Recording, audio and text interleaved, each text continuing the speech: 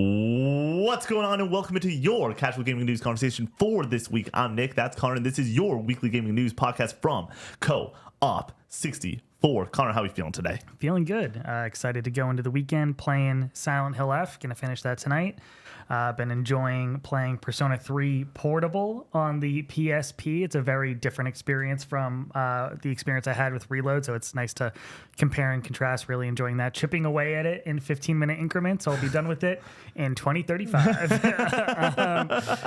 But it's really good. The music, man, in that game is so fantastic. Honestly, I think that I could play this game just for the music and be having a great time. You just go and hit the pause menu and have the pause music on in the background, and it goes and ends up. I see your save file. I'm like, Connor, why did you play this for 6,000 hours? Yeah, I think you remove the music from Persona games in general, I think, and you would be bumping the score down 2 points at least. I mean, the big reason I love Persona 5 is that atmosphere. I just love being in the rain and hearing Behind the Mask and just enjoying the atmosphere.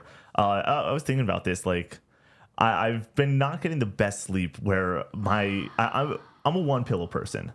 But when I use one pillow, I fold the pillow. I bunch it up a little bit. I put my arm under the pillow to prop my head up. Yeah. And so my neck's not been getting proper sleep. And I'm like, okay, this is going to be solved. It's going to be all good. And then we have a meeting tomorrow, and it's a large part of that is going to be talking about the Red Dead Subathon. I'm like, I'm going to have to sleep on the camera again for multiple nights in a row again. And that sleep's not going to be the best. But I think about the Persona sleep all the time where I was like, dude, I was sleeping nice because of those 12 to 15 hour play sessions and hearing the music. And the music's different in P3P. Really? I mean, there are some similar tracks where they're a little bit different, but I think there's unique tracks in this game. Interesting. And they're bops. But other than that, been listening to that new Geese album. Oh, dude, it is so fucking good. Is your TikTok timeline also just all Geese stuff right now? It's a lot of Geese, yeah. I'm not even a huge Geese guy, but dude, it's all over there. I highly recommend it. Album of the year. Just an absolutely crazy romp. Not Breach by 21 Pilots? Are you kidding me? But other than that, the album finishes, and I've been getting recommended that Black Country New Road record over and over again. Finally listened to it all the way through. If only somebody had recommended it to me sooner. You're such a jerk. I listened to it twice today. It's great. It's not as good as Ants. Ants from up there. Ants from up there, yeah. No, Connor, we're talking about one of the most important albums of the 2020s with Ants from Up There versus it's a tough act to follow. A great album. Here's the thing. I would listen to Live at Bush Hall way more often still than the latest Forever How Long, the new record and everything. But Forever How Long is a better record. I think that's just a more complete work. It has similar themes throughout. I think that the three lady vocalists that go and step up to the plate absolutely shred it on that record. And think it gets better as it goes too. Yeah, dude. Well, for me, my song of the year, when you, me, and our folks sit down to do our favorite things from the year. My favorite song from this year probably is still going to be Nancy Takes the Night, just because that breakdown at the end, couldn't tell you which song that is. Yeah, go listen to it on the drive home. You'll be like, Have you listened to the new Geese album? No, not yet. Dude, it's a slow burn. It's not as immediate as 3D Country. 3D Country is catchy. Yeah. But also a little bit off the wall. This is just off the fucking wall. But it's really unique and it grows on you. And it might be my favorite album to sing along to. Be my warrior. I mean, Geese, the vocals on these records are fantastic to try to sing along with. So yeah. And thank goodness you play it really loud because we're not hitting those notes anytime soon. No. Connor, I have a weird thing right now where I went and picked up Ghost of Yotei yesterday, physical. I pre-ordered it, which is very out of the norm for me. And I've had this game in my home now for 24 hours. Haven't unwrapped it yet. I can't play it because I have to finish Silent Hill. I am playing Hades 2. Here's the thing, Connor. Last night I had my first late night Hades 2 session. Euphoria. Mm-hmm. Euphoria.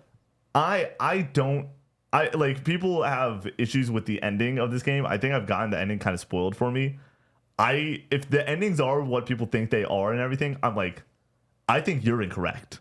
I think that people are like, this ending sort of came out of nowhere. I'm like, if we're going in this direction and that's the end point, I think that you're in a situation that is, I don't want to describe it to any similar games because then you might be able to pick up on some things, but it's pretty clear in this direction where I'm like, I think this is where we're going. And if that's where it ends, like, I feel like Masterpiece can only be used once every now and then. You know what I'm saying? Once every couple of years. A game that goes and blows you away. Your Astrobot, your Elden Ring, your Last of Us Part 2.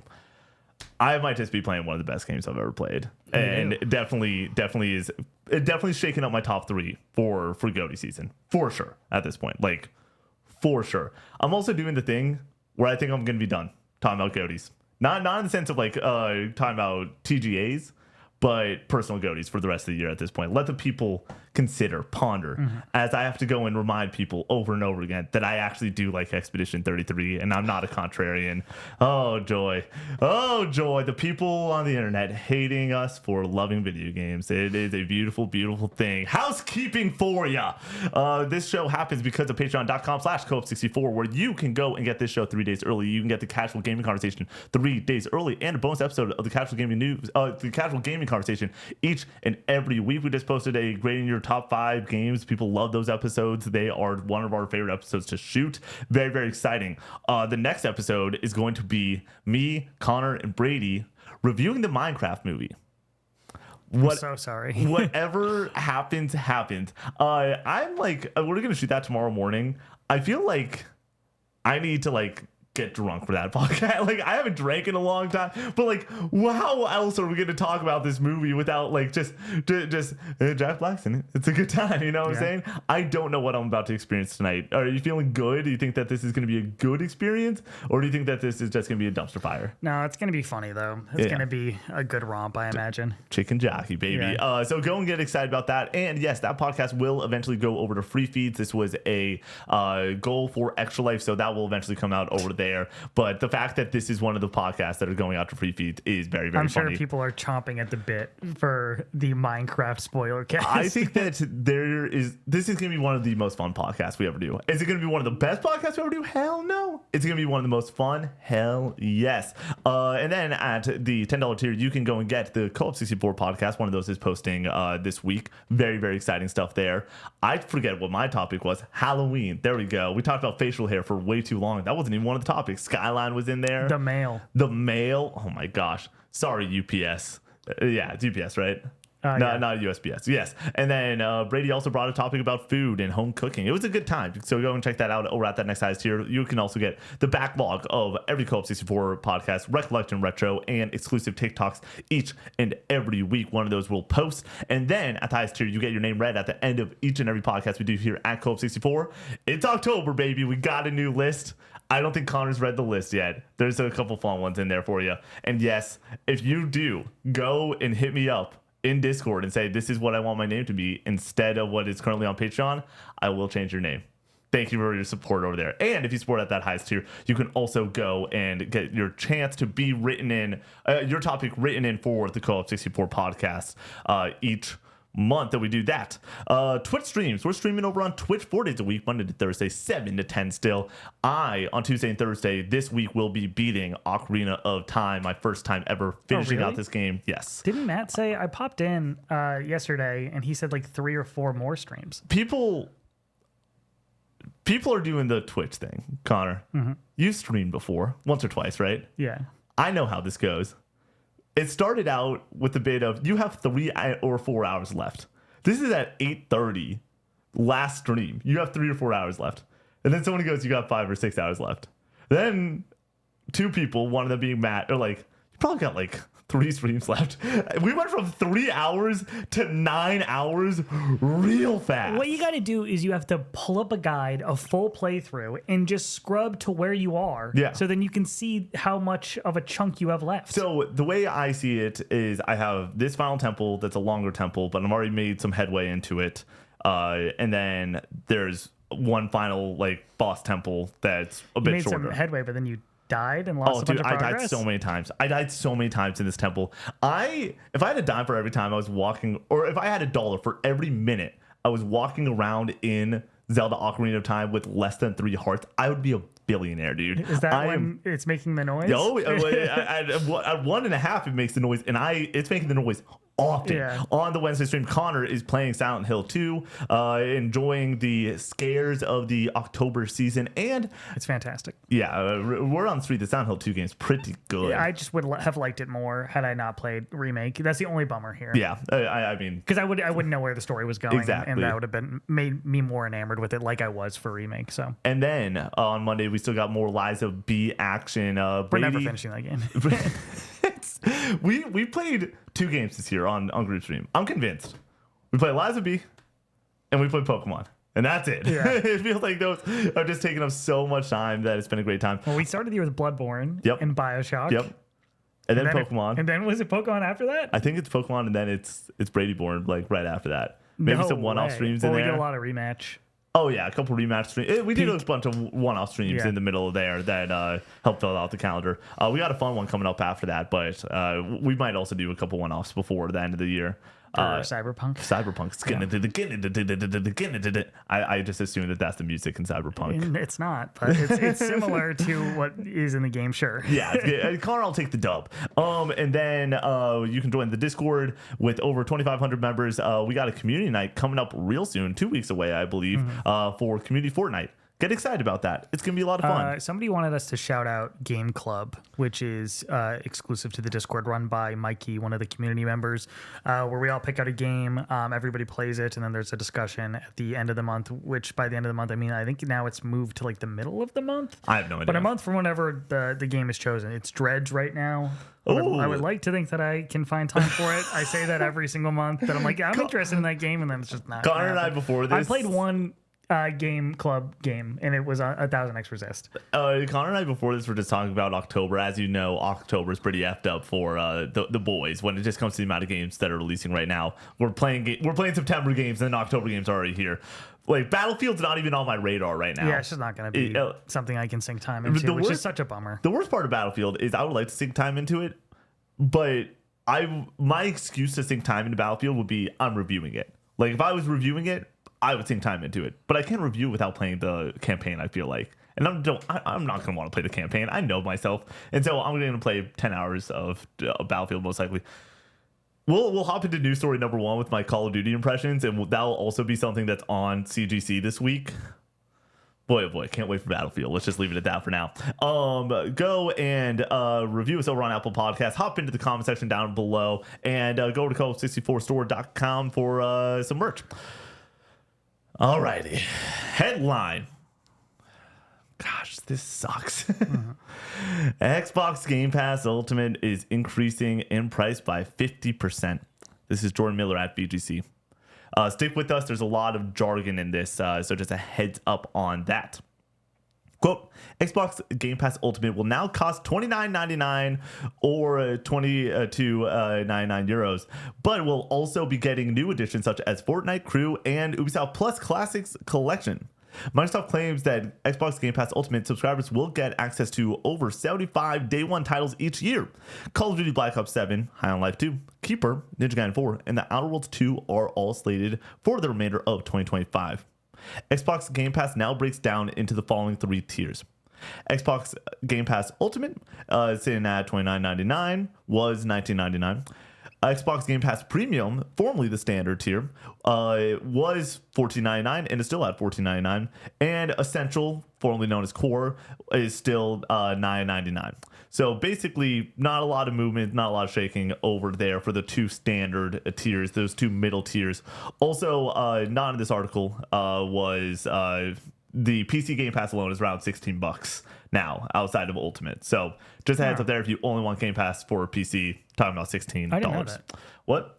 Well, so standard, does it have day one releases? Nope. Okay, no. Okay. So yeah, I'm going to pull up the chart here too.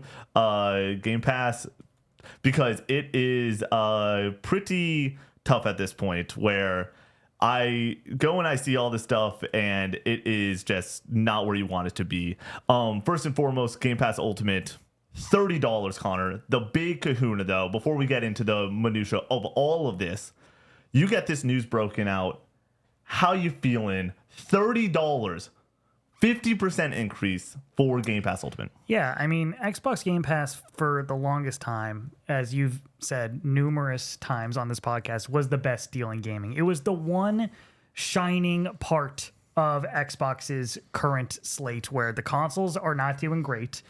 Since the Xbox One, they've been on a downward slope, and the Xbox Series has not been doing great. The games have been quite hit or miss, but if you want to point to Xbox and what they're doing right, it's been Game Pass. If you're trying to game on a budget, it is a great deal and has been a great deal for playing day one Xbox first-party games, a slew of third-party games as well this year, stuff like Expedition 33 and Blueprints and Silksong over there. Fantastic way to play those games. And then there's the whole back catalog of older stuff from Xbox, Bethesda, Activision that you can access over on Game Pass. And now for the price that they're asking, it's just so hard to recommend. Like a 50% increase is insane. There is no subscription service that I can think of that I would be willing to pay $30 for, because you need to really be making sure that you're getting your money's worth out of it. Like if there's a month or two where you're just like, I don't really want to play anything here, it's like $30. Like that's a substantial amount of money to just be throwing down the drain. When it's 10 or 15 or however it was for the longest time, like that can lapse every once in a while and you'd be like, okay, like it's a couple cups of coffee, it's really not that big of a deal. But then when you get a big hit like Expedition 33 or the next Halo or Gears game, it's like, great, like I'm glad that I still have this. And I'm okay with just throwing the money in that direction month over month. But $30, no way. Like, and we saw the reaction from the fans being pretty overwhelming, with them crashing the website to cancel the subscription services. So yeah, like it's loud and clear. People are not about this. And I think that you can still try to argue that, okay, like if you're really diligent about playing day one releases and getting your money's worth out of this subscription service, and you're not buying games full price outside of this and spending time outside of Game Pass, that you can do the math and be like, okay, it is still worth it if you play X amount of games and spend this amount of time on it. You're still getting your money's worth. But like, I just think those the people who are going to be able to keep up with that to make the price justified are few and far between. I think that it's going to be a really tough sell for most people. And I'm somebody who's just kind of like, I like having it. I like, there's games on it that consistently I'm like, oh, I want to play this, and like, let me see if it's on Game Pass, and I just have my subscription ready for me, and like, I'm okay, like I'm gonna play it on Game Pass, great. But now, like I am going to go cancel it. Like I can't keep up with that at all. Yeah. I want to start with the worst case scenario, because I think that this is the direction we're going. This is like the death of Xbox. Like this is the moment.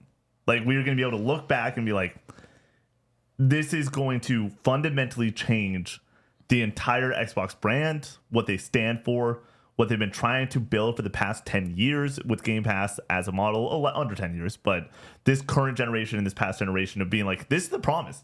This is what we are doing. We are Game Pass. And now you have put it in a spot that is obviously looked at as greedy, unnecessary, unfair, tone deaf in a economy where people have less than ever before. I think that $30 is ludicrous. I think that they need to walk this one back. Do the thing where you go and you hand you call your mom and you say, hey, I got an F on the test, and she goes, that's awful. Then you go, actually no, it's just a C, and then she's chill with it, sort of deal. Because right now what we are dealing with is $30 unacceptable, $25 also pretty unacceptable, but that's a lot better in my opinion than where we currently are at with $30. It's unprecedented for a streaming service to do this. Like Netflix and Disney Plus, like $2-3 every once in a while. Like that's pretty normal. That's what I would have expected here. I was expecting a increase in Game Pass, the cost of Game Pass, like with all the constant price raises on consoles and where Xbox currently is. Like I thought this was coming down the pipeline, not a $10 increase. Yeah, not 50% unheard of. Like normally $10 acceptable if it's like YouTube TV and you went from $79.99 to $89.99. Yeah. Like we're talking about something that fundamentally changes your proposition of what you're getting. I feel like this is necessary to bring up, and then we'll hop into all the minutia of all this, especially that $30 tier here in a moment.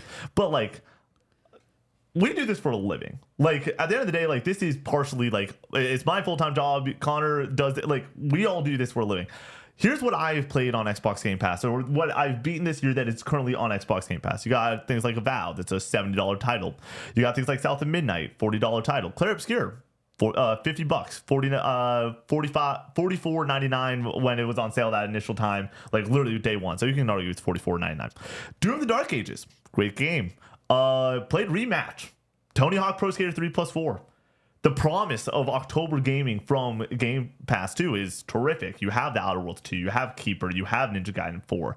In November, you got Call of Duty. Like, for us, we're talking about, like, yeah, like, if I went and bought all these games, $400 or $500 totalish, around there, sure, that's a value. That's a deal.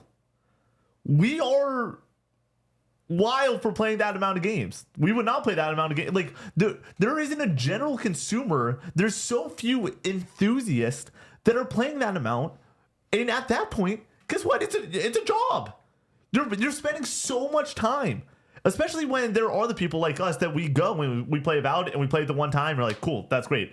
Compared to people that go and pick up a game like Avowed and they're like, cool, I'm going to play Avowed and then I'm going to play it again, but I'm going to be evil this time and I want every permutation and I'm going to really sink my teeth into this and this is going to be my game for the spring. We are going from the proposition being, hey, $20.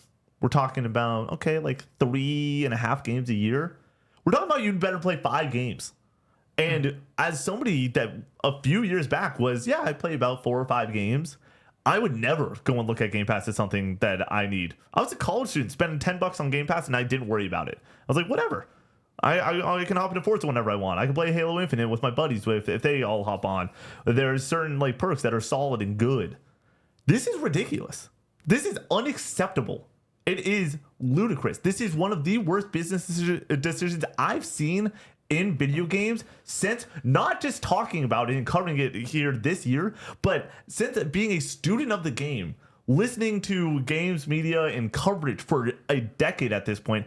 I haven't seen something like this that I go in and just like, you're just pissing away all the hard work that you went and tried to go and deal with.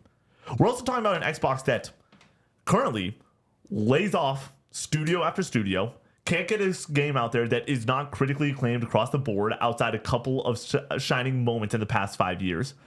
Like, they're completely on their back foot. This is a desperation move. And the people that they are screwing the hardest by doing this are the people that are the hardcore that are going to go to bat for Xbox and be like, hey, I love your games.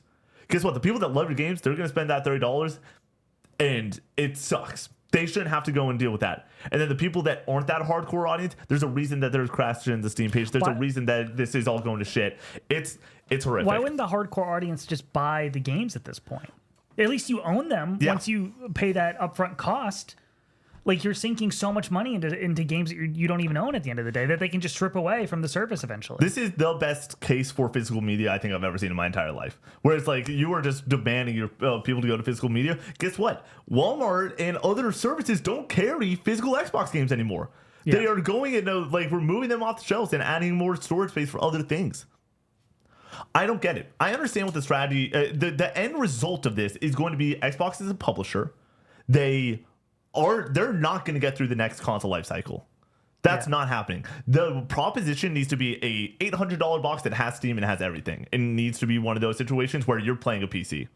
But there's not going to be a lower tiered, in my opinion, Xbox console, because the moments where Phil Spencer would close out a presentation saying, and it's all day one on Game Pass, that is now not hitting your audience. Yeah. Like, that's not for that message used to be like, yeah, let's go.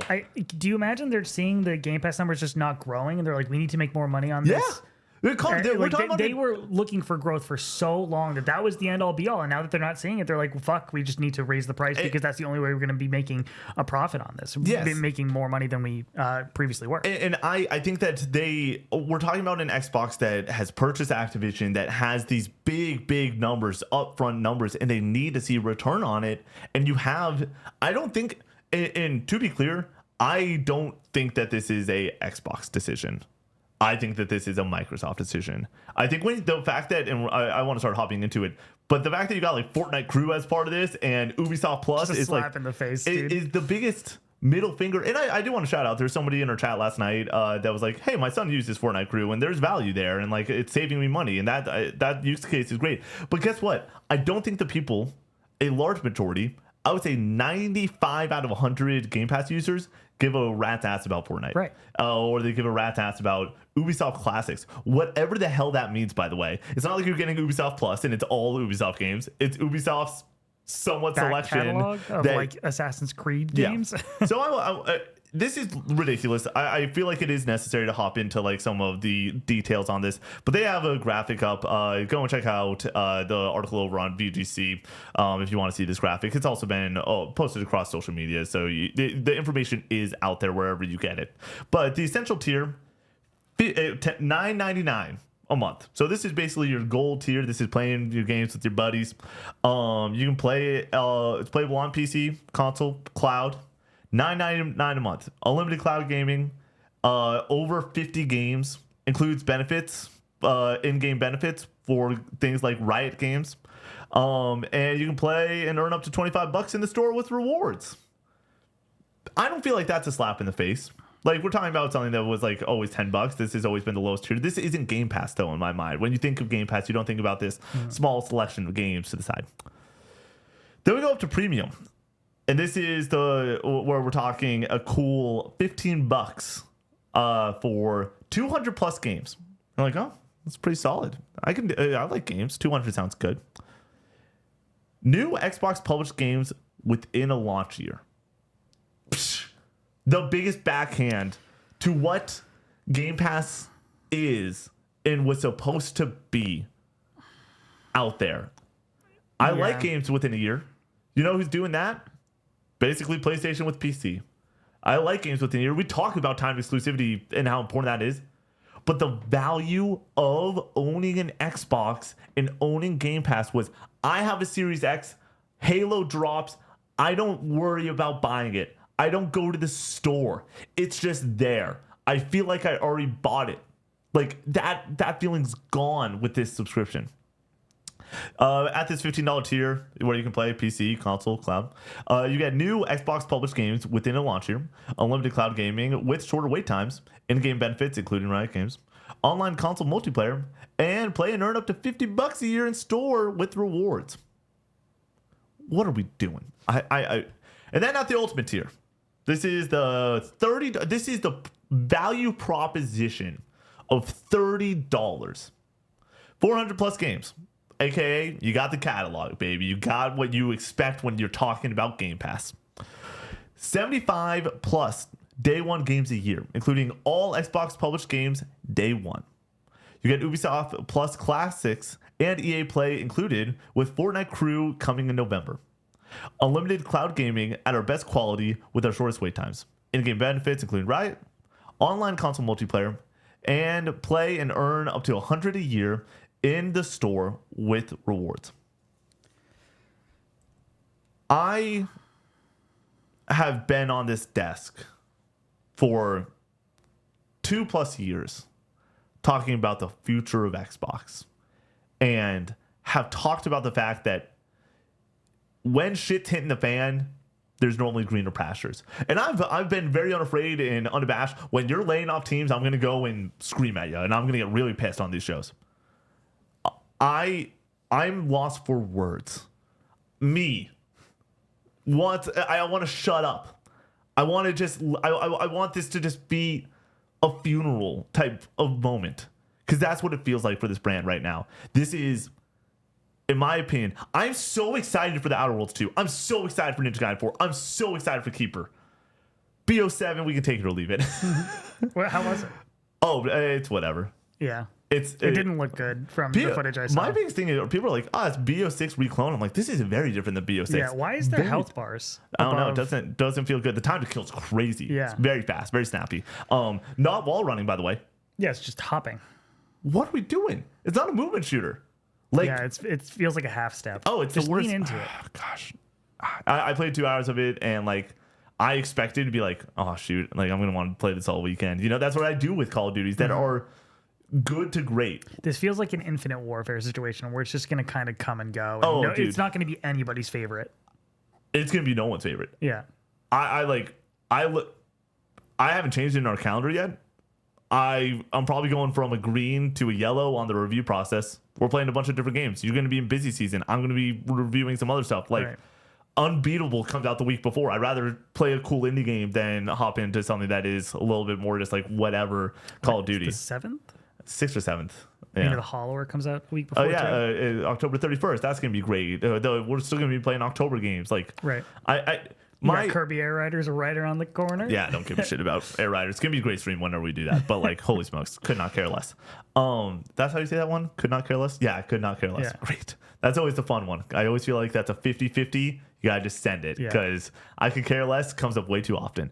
This is the worst. This news sucks. I think that it's disgusting. I think that they need to roll this back. If we don't get news in the near future, this is gonna be real tough. You need to change the graphic. You need to leave all the extra stuff that you promised in here, but you need to drop it $5 at a minimum. I think the real smart area to go is 22. If you can, if you can get it back down to about, it just can't be 5 games a year. It 16 for Ultimate on PC. I think that PC Game Pass is $16. So with day one games and everything, that's all I care about. All I care about is the catalog and the day one games. I don't. Everything else that you just listed, the cloud gaming, the Fortnite crew, could not care less. Oh, there we go. Hey, call back to literally 2 seconds ago. Yeah. If that's the case, I think that's not that bad for PC. And as somebody who only plays Xbox games on PC, I would probably still keep it. I have not canceled yet. Yeah. I planned on it. I wanted to see how this all played out. I can't find that figure right now. I don't want to go deep down rabbit holes trying to find it, but I believe it's 16. My thing is, I like PC Game Pass. I have Game Pass for my console and for my PC. That's where it excels for me, where it's like, I get both these things. Let's go. So I mean, if it's, in fact, that cheap for PC Game Pass, that's something that I would still feel comfortable recommending. Yeah. But $30, I don't think there's a subscription in the world that could be $30 that I would recommend. There also is some minutia, and I think that this is one of them with PC Game Pass. I don't think PC Game Pass outright has Call of Duty Day One. Some of them don't have Call of Duty Day, and I think it's that one, which I know isn't a major thing for you, but also... Dude, everything about this just screams to me that they regret the Day One Xbox first-party games on Game Pass. It has just been a situation where they shot themselves in the foot, and if they could have been selling these games at full price for this whole time, I think that they would be better off for it. And I think that more than ever, they're like, yeah, we wish we were doing that, because also we want to be selling them over on... PlayStation at full price. Real quick, the gamers would not be better off for it. Oh yeah, maybe for sure. not now, but because I don't think we would be in this situation. But I think that if you're going to do a subscription service, it needs to be what PlayStation is doing.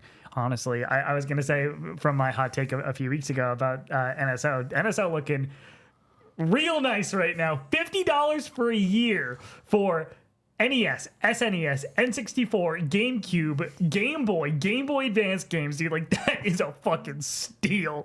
If you want to play classics, if you're into retro, like, that's a really great fucking deal. Yeah, and then you have the online and some DLC and stuff, and cheaper upgrade paths. I mean, like, that's pretty good. It's a pretty good deal. And then when it comes to PlayStation, like, if you're somebody who is not up to date on games and just kind of play stuff when you feel like it, like, you have a great catalog on PlayStation Plus Premium that or extra even for if you're a PS4, PS5 guy like me, where it's and like, you get some day one stuff over there as well from like the indie side, from like Sea of Stars, Stray, Blueprints was day one, I believe. Yeah, like FBC Firebreak. What? Uh-huh. So there's stuff to like. But I think you're not kind of just evaporating the sales of your first party games, which is like the lifeblood of these consoles. Well, I think that the worst part of this is when we were talking back in 2021, being like, dominoes are falling next year, and then certain things got shifted around, so it really turned into 2023. But it's like 2023, dominoes are falling. We got, and I obviously it's laughable at this point, but going into it, it was like, we all of a sudden Hi-Fi Rush comes out. It's like, we got Redfall and we got Starfield, and there's gonna be other great partnerships, and it's gonna be awesome. The thing that they have realized is, now we have the games, we now have the catalog with our first party. We need to make money on them.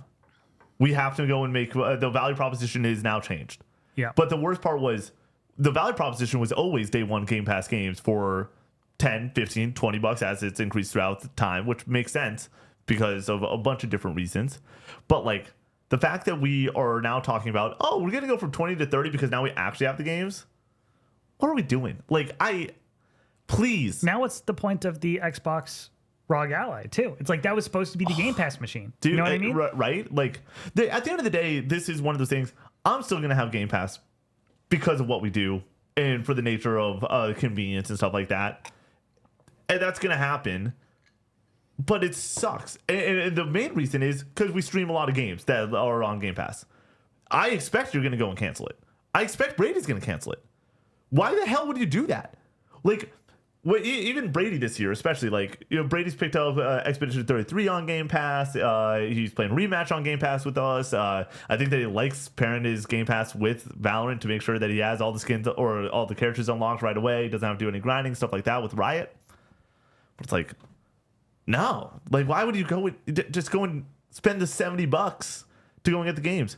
Like, the best case for September Game Pass was, oh, you can get Hollow Knight for how much it costs, and then you can play whatever other game you want to play that month. Now it's $10 extra. Well, just go spend the $20 for Team Cherry directly. Yeah. Give them the cash. Like, please roll this one back. Like, I think that this is a situation. They've done it before. Outer Worlds originally cost $80. They rolled it back to 70. They were like, we've listened. We hear you. We won't put it at 70. What if they don't have a choice? What if this is like just kind of the end all be all? They have to do this. Then this is the death. It's over.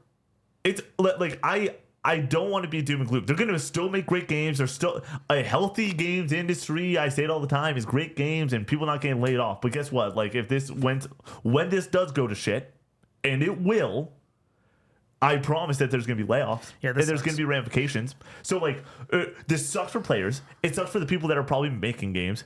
I would be way less inclined to put my game on a service like this because guess what? Like, it's going to not get the same player base because there's so many less people on it now. Yeah. Like, so it sucks for the devs.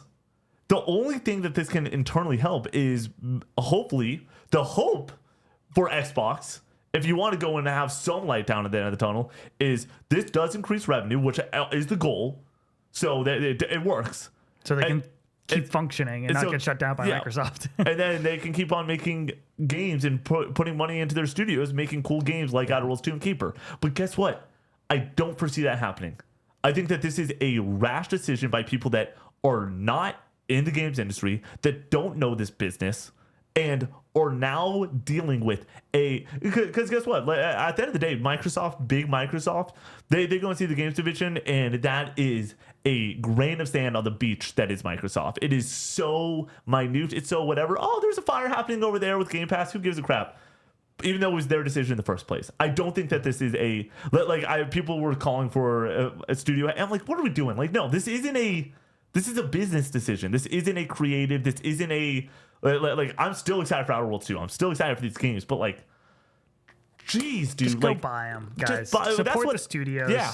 That's the end all be all. It's go and pick up the games physical. Go in and make sure that, dude, like, Obsidian's had a hell of a year. That now they have to go and release a game that their biggest game, their known IP, coming off of a GOTY nom years back. Let's go and raise Game Pass prices right before it. I'm worried about the Outer Worlds 2. Oh, dude, coming out in just a swarm of other games, and I feel like nobody's talking about it. Yeah, I mean, like, I'm excited because Obsidian RPGs work for me. I didn't realize that they work for me, but apparently they do. I loved Avowed this year. And as somebody that, like, isn't all in on Starfield, isn't all in on Bethesda games like that, I'm like, cool. You and I have talked. And it's like, yeah, like, I'm going to be the person to play Outer Worlds 2. I've not played the original. I don't really feel like that's necessary from what I know about the game and the previews and stuff that have come out about it. So it's just like, yeah, like, I'm down to go and just rip this one. Why does it have to have this cloud, this rain cloud just hanging out above it? Why do we have to deal with like even when we talk about a major game like that? We're talking. What about Keeper? A smaller game. We're talking about a toucan and a lighthouse, bro. Like, yeah. And that the news on it is these headlines are not going to stop. And the other headlines are like today. There's things about cloud gaming Game Pass with ads. And there's the things. What does that mean exactly? Is there ads in the game? Connor, I have no idea. Because that is wild. I think that it's going to be an ad at the start. You play for an hour, ad. But then the question is it like interrupt gameplay? But then, well, guess what, Connor? wild, dude. You imagine, like, there's gonna be some great Twitch clips that come out of it. Because if that's the case, someone's gonna be fighting Radon, and then they're gonna get Whopper, Junior Whopper. Like, oh my gosh, it's wild. But also, I mean, I guess it's an option. Well, exactly. It's not taking anything away. But then you know how this goes. It turns into, well, without ads, like the next graphic's going to have without ads, and it's going to be $30 extra for Essential. Yeah. It's ridiculous. I can't stand it. I despise it. I don't like doing stories like this, but also it does feel a little bit... it helps me alleviate the stress of this week that was dealing with this news, because this news sucks. Headline: a deep dive on the future of Halo will be held next month. This is Jordan Miller at VGC. Quote, in a post on the Halo Waypoint website detailing what's set to take place at the event, Halo Studios has announced a panel for October 24th, which will look at the future of the FPS series. Quote, back in June, we let the community know that we've been continuing the conversation from last year's Halo WC and A New Dawn, video sharing more about what we've been working on. End quote. Halo's director of competitive engagement, Tahir Jake, said on a blog, quote, like last year, we'll be on the main stage to talk about it, but this year we've also got a deep dive panel planned for the community stage that you won't want to miss. End quote. Halo. Yeah. Good Xbox news. Halo Studios coming back out, making some waves, making some moves. It's got to be the remake, right? Yeah, this is one of those things where we go and just have to like shrug the shoulders and be like, we know. Mm-hmm. But it's nice to get the confirmation. You hear the rumors going around that it's like a Unreal 5 over the original engine type remake, similar to Oblivion? Yeah, which I'm fine with. The whole goal of this is to get this game on PS5s. That's what they're doing. That's all that matters too. What do you for what charge this is for this then? $40. Okay, yeah, I kind of agree. I think that's where are you at? This is such a like non sequitur, but like, do you feel like the 40 for Oblivion is fair? It's 50, right? It's 50 or 40. Yeah. Yeah, I guess, but for me it's different because I've never played Oblivion, and that was my opportunity to get into it. So I was like, yeah, I'll spend $50 for a freshened up version of this game, but it was still very much the original game. It just looked better. So like, I don't know if I really like this trend of it's a remake, but it's really just the original game, but shinier. Yeah. And I don't know if I would prefer just like a fully from the ground up remade video game. Yeah, but also people don't want to put that money into that, which like I know is... It feels like a half step. And if you're going to do a remake, you can do it once. You can't do it another. Again, I would like... we're getting to that right now because the Master Chief Collection exists out there and everything. But it's, by the way, on a quick one, the physical deluxe edition is $40, but the digital based edition is $50 for Oblivion Remastered. So that's funny as all hell. It's $50 for digital. Yeah. I think that $40 is a fine price. It's if you want it, it's there. And the big thing that I keep on going back to with Mario Galaxy 1+2, people are outraged at the fact that this isn't like a crazy new experience and there's not a bunch of added content. The thing that I go back to is this game isn't necessarily for you. This is for the people like me that haven't played Mario Galaxy 2. This is for the people that are 10 to 14 years old that get a Switch 2 for Christmas and they want to experience with their parents that loved Mario Galaxy growing up. And ready for the Galaxy movie. Exactly. So like it's that synergy type of stuff. Whereas this, I feel like, yeah, like $40 and the people that are like, this, I've played Halo Master Chief Collection 1,000 times. Where's the shit for me in this? Like where's the substantial value to this remake? My answer is this isn't for you, and that stinks. I don't know. You get to play a prettier version of the game. Yes.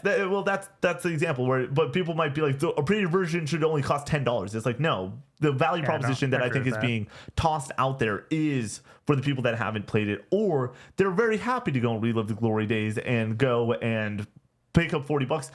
And I do think that it goes back to the thing that we've said multiple times. Sure, I played Combat Evolved last year. You've played it recently enough where it's like, do we need another run through? No. But the novelty of playing it on a PlayStation console and having online servers be back on and everybody going ham, pistols only on cool maps, and playing Halo on a PS5 and maybe cross-gen with PC and Xbox. Or not gen. There isn't supposed to be multiplayer, right? That's the thing. Is there or is there not multiplayer? And I think there has to be multiplayer. There has to be. Otherwise, I don't know. I'm excited to replay this game. I haven't played it since 2020, and I don't know. I feel like I could play the first Halo once every 5 years, for the rest of my life, and have a great time with it. It's totally true. And to play a shinier version is cool, and just get that conversation going again with people who haven't played the game and people who are returning to it. I think would be fun. But yeah, I think this needs to exist? No, but I'm glad that it's going to. Headline, going into another rough story. EA goes private in $55 billion deal with PIF, Silver Lake, and Affinity Partners Andrew Wilson to remain CEO. This is Wesley Impel at IGN. This is just going to be the short read. You can go and get a bunch of information on this, on percentages and who's and what's. But we really just want to get the meat of this conversation, which is in this brief initial write-up from Wesley Impel over at IGN. Quote, EA has confirmed it's agreed to be acquired by an investor group composed of PIF, Silver Lake, and Affinity Partners in a transaction valued at approximately $55 billion. It's the largest in all-cash sponsored take-private investment in history. End quote. So this is basically $55 billion. It's being largely sold to Saudi Arabia. And the CEO still going to be working in California in those offices. There's excitement from the team, but the way that I see this is pretty simple. This is a bummer deal for a multitude of reasons. Obviously, there's the political factor in there that is just not a great thing across the board. But then you also talk about the fact that whenever you have an acquisition deal, we are talking about the thing that I hate the most in the game industry, layoffs. There's going to be layoffs that come from this. This is going to affect EA not in a great way. I don't see them shaking and moving up their portfolio in any way because of this acquisition. You're going to just be getting your EA games because you're getting your EA games.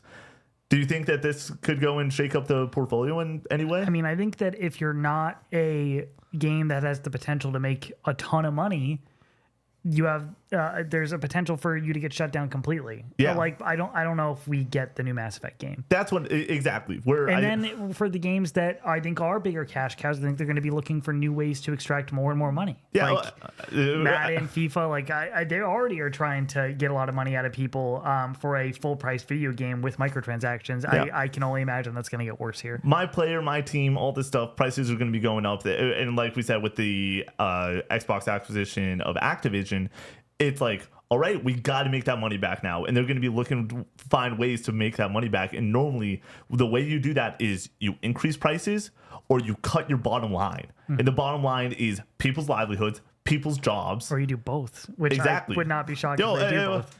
100%. They're going to do both. And so when a news story like this comes up, it's a classic thing that we freaking hate to discuss on this channel. It's going to be layoffs. And it sucks because also EA has been in a okay spot for the last 5 or so years. They went from the most hated company in the world to now, you got the Star Wars games, the Jedi games that are pretty popular. Skate is seeming to be pretty well received. People who are actually playing the game seem to it's not reviewing the best, but the Skate fans seem happy with it. Split Fiction, EA Split original. Fiction, Hazelight or whatever with It Takes Two and Split Fiction in A Way Out. You can go back to Unravel as well with that developer on the stage talking about his game and it was really adorable or whatever. And then I was kind of thinking that EA was kind of turning a page potentially, and now I feel like we're just kind of going and taking a big step back. Yeah, this is just going to be It's the worst part about gaming. You're removing creativity and you're adding in the mindset of we just need to extract as much money as possible. And that is always a sad day when we're discussing that. Headline, Knights of the Old Republic remake images appear online. This is Mike Straw at Insider Gaming.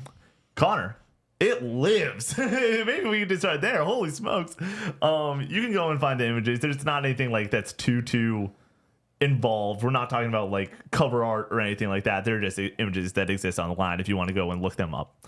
Quote, images from the Star Wars Knights of the Old Republic remake have found their way online. An artist who formerly worked at Aspire at the time that the studio was handling the remake has shared their portfolio that included a few small images of some weapon assets from the game. First announced back in 2021, the remake of the classic Star Wars title has gone through the development hell over the past handfuls of years. It was originally developed by Aspire. Nice. However, in 2022, the game was delayed indefinitely after the studio fired the game's art director and design director. By August 2022, Aspire was no longer working on the game, and it was given to Saber Interactive. That said, it's been so quiet on that front. It's hard to say exactly what exactly is happening with the game. The latest update came from Saber's CCO, who seemed to suggest that the game's still coming. End quote. Connor, there's a pulse. It's out. It exists. Here's the thing. There are people working on it. That's all that we know, and that's a good sign. Great. I'm glad they're getting a paycheck because this game's never fucking coming out. Like, go ahead and work on it. I hope it comes out. I don't have a lot of faith though, and I don't know if it does come out, if it's going to end up being of the quality that people hope or would expect from a Knights of the Old Republic remake. It's one of the most beloved games of all time. That like if you're going to do it, you better do it right. Yeah. And the fact that it basically restarted, it had to change hands to a different studio. Like I have no faith that this game's going to be great at all. And what has Saber made? I feel like they're not like this like beloved studio. No idea. That puts out get in the comments and let us know. We got the World War Z game and Evil Dead the game and Ghostbusters the video game on a quick Google search. But yeah, I don't have faith that they're going to come out and just knock it out of the park with this. With that being said, I need to toss it out there. Something that we used to say all the time was like, it's studio's first time handling a project this big. You don't have the faith, but we've now seen studios come out and show up and show out in that way that like all of a sudden we're like, oh snap, what's up? I mean, you can go with Expedition 33, you can go with Black Myth, you can go with what is the Silent Hill F developer? I can't. Bloober. No, F. I have no idea off the top of my head. But Connor, it's Silent Hill F. You're not even Neobards or something like that. It is. Yeah, Neo Bards. Wow. Oh my. I pulled that out of my butt. Dude. There you go, big dog. But yeah, like, but they made the Resident Evil like multiplayer games that nobody liked or whatever. And this game is very high quality, like from a visual perspective, and reviewing really well too. So yeah, like I think that we can't just go and count a team out. The big issue for me is like, when's the next time we see something like this? Like a couple years. If this game does come out, when does it come out? Yeah, 2033 or something. I don't know. We got to see it. It's a Wolverine situation. You got to show signs of life is sometime in the next. I would say 2030 for lucky. I feel like you have to see this game before 2027 just to do another CG trailer. Put PS6 on it. You know, like I think that's the right move. Yeah. But as you can't talk about it until the PS6 is announced if it is a PS6 game. Yeah, and it's definitely a PS6 game. Yeah. This game's not coming out on this generation for sure. And Connor, you know I had to do it to you. Headline: Final Fantasy VII Remake Part 3 director tells fans not to worry about Rebirth sales. Insists the trilogy ender will be a, quote, proper, high quality, end quote, send off. This is Vicky Blake at IGN. Oh, we're so back. Quote, Final Fantasy VII Remake Part 3 director Naoki Hamaguchi has assured fans that despite Square Enix admitting last year that Rebirth, quote, did not meet expectations, end quote, the second part of the Final Fantasy VII Remake trilogy has been, quote, doing very well, end quote, on both PC and PS5, and the team has been able to channel that success into a, quote, high-quality third installment, end quote. Quote, the second entry, Final Fantasy VII Rebirth, has been doing very well on both PS5 and PC, end quote, Hamaguchi told Animation. Quote, I know some fans have expressed concerns, but please rest assured we'll be able to deliver a proper high-quality third installment, end quote. The concern revolving around the suggestion that the scope of Part 3 might have been scaled back as a result of Rebirth's disappointing profits. But Rebirth has enjoyed a comeback of sorts after debuting strongly on PC via Steam. Hamaguchi also took the opportunity to assure the community that development on Final Fantasy VII Part 3 is going, quote, extremely well, and quote, adding, quote, the game is shaping up nicely. A lot of content is already playable, and the game's direction and form are firmly set in place. Right now, the team is united around refining everything, end quote. Connor, we're seeing this game this year, baby. Potentially. We're seeing this game this year. 2027 release date. They're gonna do it to you, Connor. They're gonna go next winter. That's gonna be the tagline on it. In the same way that it was for Rebirth. And you think it's gonna be like February again? Yeah, February again. Lined it up perfectly with the 30th anniversary. Come on. I wanted to toss it in there. It's the last news story. I know that not everyone watches all the way through. A lot of people just click for the headlines. That's why we do time codes. I think that there is a really, like, we're seeing this at Game Awards. We're going to see this at Game Awards. I am wheeling it into existence for a couple reasons. One, we start talking about the fact that Game Awards now has crazy high expectations, and you cannot get away through a Game Awards. But yeah, we're back, baby. What if we get the remake and Kingdom Hearts 4 in the same Totally on year? the table. Yeah, totally I on the agree. table. Because you cannot go and take 2 steps back for the Game Awards this year. They take will. one step. They will take a step back. Yeah. And we will still be happy with a step back if you deliver enough goodies for us as the viewing audience this December 11th. I think that there is a necessity to go and have a couple of those high tier titles to make sure that you are enjoying it. They're not getting the next GTA 6 trailer. That's off the table in my mind. That's the only thing that is higher tier than your From Software, Naughty Dog, and stuff like that for announcement-based stuff. Mm-hmm. But you need to hit on something that you bring up often when we're talking about grading these showcases: announcements, new things, not just updates. Yeah. I think we all expect to see Leon out at the Game Awards this year for Resident Evil 9. That would be a get hype announcement. Mm-hmm. I think that we all expect to see something like more Dustbloods, get us gameplay, get us a date. But at this point, you need to have a couple of announcements. Boom. It will not be my long shot. Like, we are totally in the season at this point that at any moment we can get news on this, and it can be the title, it can be a full trailer. They could next week be like, hey, we're doing an event. Like, we are now in that zone, in my opinion, with news like this. The only thing I want to say for this news story is that I can't believe you guys let Rebirth flop. Yeah. What the fuck are we doing, guys? This is the game that people should be championing after complaining about live service slop, about unfinished games with not enough content or whatever. Like, this game is a massive AAA, fully fledged, fully realized, high quality video game with a ton to do, and you guys didn't go buy it. What are we doing?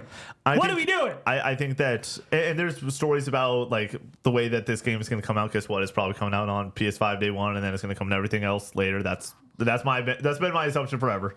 In the same way that the whole remake trilogy has been sort of rolling out that way.